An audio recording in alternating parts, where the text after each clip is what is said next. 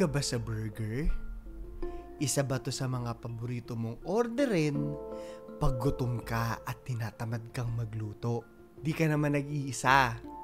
Mahilig din ako sa burger, lalo na kapag makapal at juicy yung patty. Tas meron pang katernong soft drinks at merong laman na cheese sa loob. Napakasarap, di ba?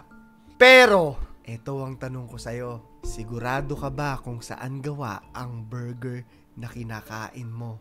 Paano kung yung burger na binenta sa'yo at sarap na sarap kang nguyain dahil akala mong 100% beef ay 100% karne pala ng tao? Ano yung gagawin mo? Sa kwentong ito, kikilalanin natin yung killer na ginagawang burger, yung mga biktima niya. Ang lalaki sa larawan ay si Joe Metheny. Bakit siya tinatawag na The Cannibal? Bago natin ipagpatuloy itong nakakatakot na kwento na to, huwag nyo kalimutan na mag-like, subscribe, notification bell para sa 1,000 Gcash giveaway natin. Nasa ilalim yung mechanic, sagutin nyo lang yung ating question of the day. Eto na, pag-uusapan na natin ngayon ito nakakatakot at nakakaloka na kwentong to. Grabe, burger! Pati ba ako iisipin mo? Ngumunguya ka? Kung ako mapapadura talaga ako. Anyways, puntahan na natin yung kwento ngayon. Alam nyo, marami na akong nakwento sa inyo tungkol sa kanibalismo o mga serial killers na kumakain ng biktima nila. Sa totoo lang, nakakakilabot talagang isipin yung mga yan. Pero mas nakakakilabot pa pala kung ikaw yung mismong makakakain nung mga karne na yun. Grabe. Imaginein mo, wala kang idea at sarap na sarap ka, no? Iniisip mo pa, ano kaya to? Baboy ba to? Manok?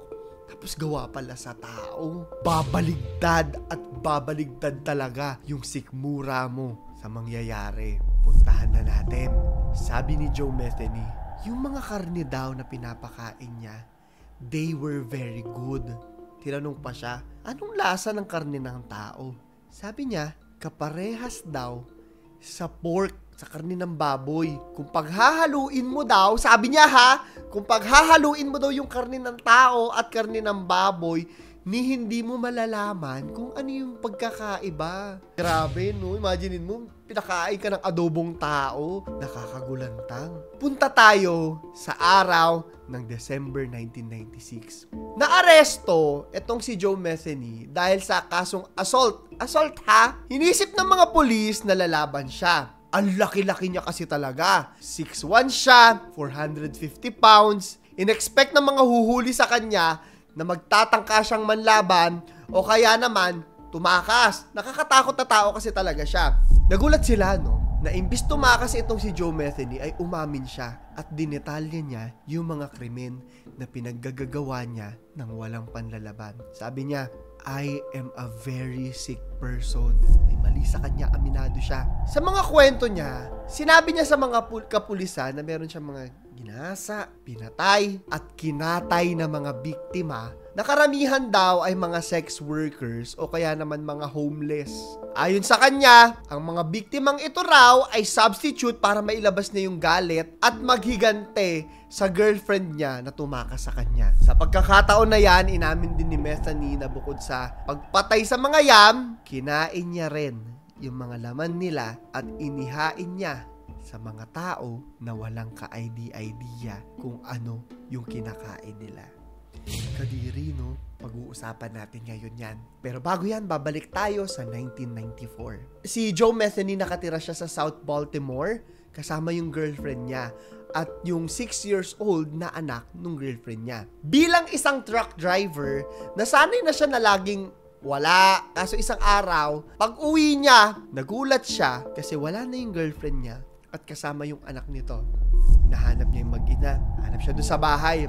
Alam niya rin kasi na drug addict yung kanyang girlfriend. Pinuntahan niya sa lugar kung saan alam niyang dito nakakabili ng drugs, dito siya gumagamit. So feeling ko nandito siya, sabi niya. Sa ilalim ng isang tulay, nakita niya na merong dalawang homeless, no, na lalaki na nakakakilala doon sa girlfriend niya. Sinabi nila na hindi nila alam kung nasaan yung girlfriend ni Joe Metheny. Dahil doon nagalit siya at pinatay niya yung dalawang lalaking homeless na yon gamit ang isang palakol. Grabe. May rage issues din ata itong si Joe Metheny. Maya-maya napansin niya may nangingisdang papalapit sa kanila na maaaring nakakita ng ginawa niya. Kaya para makasigurado, pinatay niya rin. Diba? Para sure na walang ebidensya. Tapos, hinagis niya sa ilog yung bangkay ng 3 pinatay niya nung araw na yon para walang makaalam. Pero, kagandahan na lang din, no, na nahuli naman ng mga pulis si Metheny dahil sa kasong yan at nakulong na siya sa loob ng 1.5 taon. Pero dahil nga wala pang makitang ebidensya, pinalaya rin agad siya. Pagkalaya niya, pagpatuloy niyang pinahanap yung girlfriend niya, mahal niya pa rin eh. Agad siyang nakapatay ng 2 sex workers. Nahanap niya. Matapos sabihin ng mga ito na hindi rin nila alam kung nasan yung girlfriend niya. Lagi na lang, hindi ko alam kung bakit yung mga tinatanong niya yung pinapatay niya. Pero sa mga panahong yan, naisip niya na, ano nga ba mas magandang paraan? Siyempre, isipin mo na, nahuli ako dati kasi tinapon ko eh. This time, paano ko madidispose yung bangkay ng mga biktima ko? Imbis na tapon niya sa ilog, inuwi niya this time. Inuwi niya yung mga bangkay doon sa bahay niya. Tapos pinagputol-putol niya yung katawan ng mga to. Tapos yung mga malalaman na parte nilagay niya sa mga Tupperware containers bago ilagay sa loob ng freezer. Yung mga parteng hindi kasya, inilibing niya dun sa lote nung kumpanya kung saan siya nagtatrabaho. Pinag-isipan niya na this time around. Sa mga sumunod na araw, hinalo niya yung mga laman ng mga biktima sa mga beef at pork. Ayan na. At gumawa siya ng patties gamit yung mga mixture na to. Ang malala pa dito, nagbuka siya ng isang maliit na barbecue stand sa gilid ng kalsada at dun niya binenta yung mga meat patties na ginawa niya. So, imagine mo kung nagbebenta siya, ang daming mga walang kaalam-alam na nakakain ng karnete. Nakakaloka yan. Walang alam yung mga customers. Kinakain na pala nila yung burger na may halong karne ng tao. At dahil naging mabenta to, masarap daw eh. Sa tuwing mangangailangan si Metheny ng special meat para sa patty niya, naghahanap na talaga siya ng biktima. Naging business na. Ito yung sabi niya. Parang pork nga daw, diba? Hindi mo raw malalaman.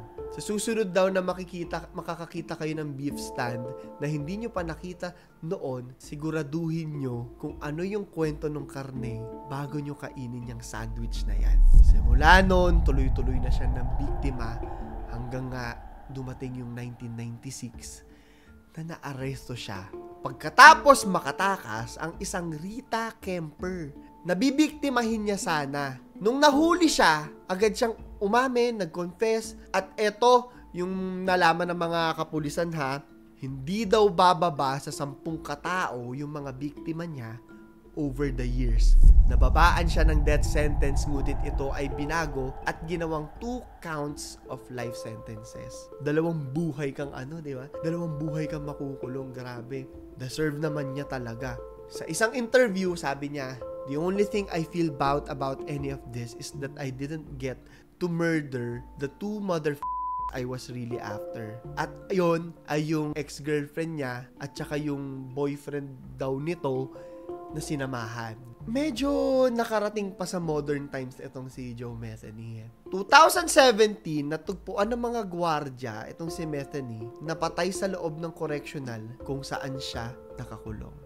Buti naman at hindi na mapapatuloy yung mga katarantaduhan na ginawa niya. Dahil sa pag-amin nito, binagsagan na nga siya na the cannibal.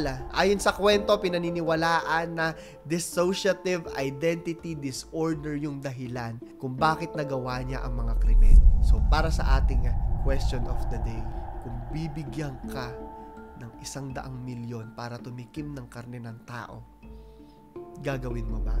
I-comment mo sa ilalim. So, yun lamang po. Ito si Claro III, nagpapaalam. Tignan yung maigi ang mga larawang ito ni Joe Metheny.